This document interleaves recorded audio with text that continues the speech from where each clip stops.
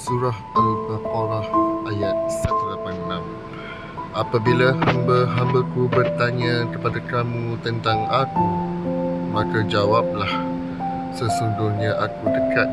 Aku mengabulkan permohonan orang yang berdoa apabila dia berdoa kepadaku. Jangan terlalu melekatkan hati pada dunia, kerana dunia ini sifatnya sementara.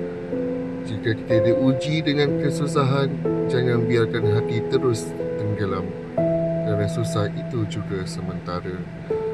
Jika ada yang diuji dengan sakit, jangan terlalu larut dalam penderitaan, kerana sakit itu pun sementara.